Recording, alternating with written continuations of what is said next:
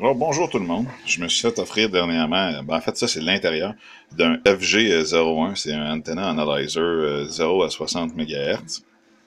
Celui-ci a malencontreusement été branché sur un power supply de 16 volts. Et puis je vais vous expliquer un peu qu'est-ce que ça a donné comme résultat. Si on regarde ici,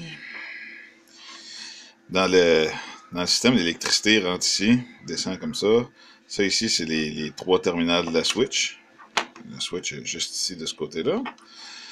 Et puis, par l'autre côté du board, l'électricité sort de la switch, s'en va directement dans le régulateur de voltage 5 volts. Mais il y en a aussi une partie, on le voit ici, qui quitte, rentre là dans la résistance qui est ici.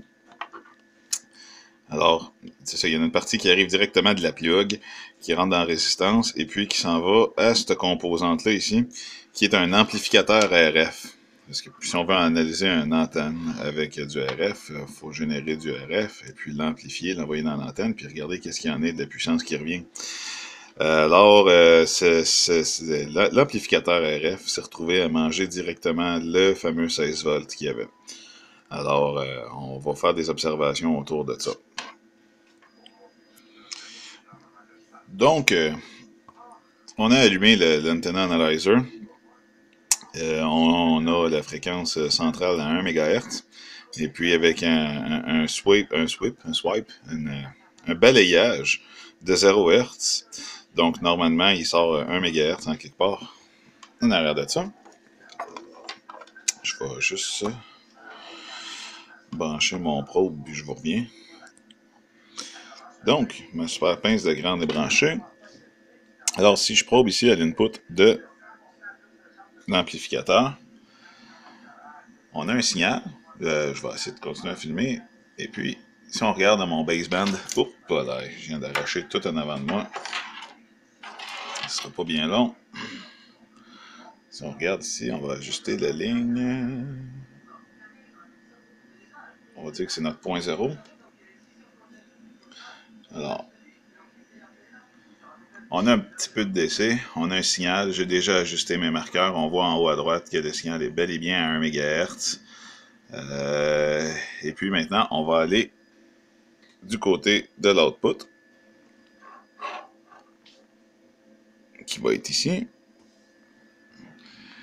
Et puis, du côté de l'output, on a du DC, on a l'alimentation électrique de l'amplificateur, mais il n'y a aucun signal RF. Alors, les chances sont que uniquement l'amplificateur est sauté dans l'appareil. La pièce est en commande, 12 $, mais qu'on l'a échangé, on va savoir si on a un analyseur fonctionnel pour 12 $. Hey, merci. Toujours à jouer avec le petit antenna analyzer. Je me suis fait, on va appeler ça une probe sans contact, mettons. C'est un bout de coax, ça, coupé, qui est branché dans ma clé SDR. Il y a SDR Sharp qui roule ici. Si j'approche la probe de l'input de l'amplificateur, on voit qu'il génère 51 MHz, comme supposé. On a même l'harmonique qui apparaît à côté, parce qu'on est vraiment proche. Là, on va voir qu'est-ce que ça fait quand je vais allumer le balayage de fréquence dessus. Ça sera pas bien long. J'essaie de filmer et de jouer avec les pitons en même temps, mais bon. Alors, on génère 51 MHz. Là, je vais allumer le balayage sur la. On voit qu'il commence son balayage. On va y aller un autre 10 kHz plus haut. Fait que je pense qu'on est à 20 kHz de balayage. On est rendu à 50 kHz de balayage. 100 kHz. 200. Il aurait fallu que je zoome un peu moins.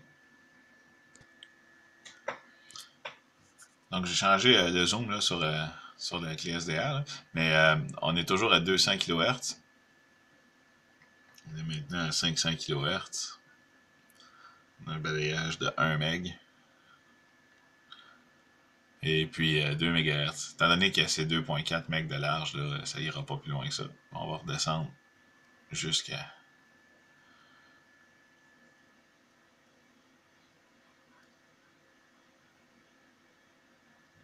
et la fréquence. Donc, on suspecte tout le temps que le unique problème, c'est l'amplificateur RF qui ne produit pas de puissance. Vu qu'il n'y a pas de puissance, il ne peut pas avoir de puissance qui est retournée vers l'appareil. Donc, il y a tout le temps un SWR de 1.0, ce qui est un magnifique SWR. N'importe quelle antenne elle va avoir une écœurante lecture en ce moment. Il n'y a pas de problème. Fait que une façon facile dirty que je me suis trouvé de me prouver que l'appareil va quand même registrer de la force qui va rentrer, c'est mon noise generator ici. Fait qu'on va approcher le noise generator de la plug tranquillement pas vite, puis on va regarder s'il y a réaction. On a vu l'impédance changer, là on voit un peu de n'importe quoi. C'est un white noise generator. Je n'irai pas plus proche, c'est assez, il est assez élevé à mon goût. Fait qu'on sait qu'on a une preuve que l'appareil est capable de voir la puissance qui serait réfléchie vers le connecteur.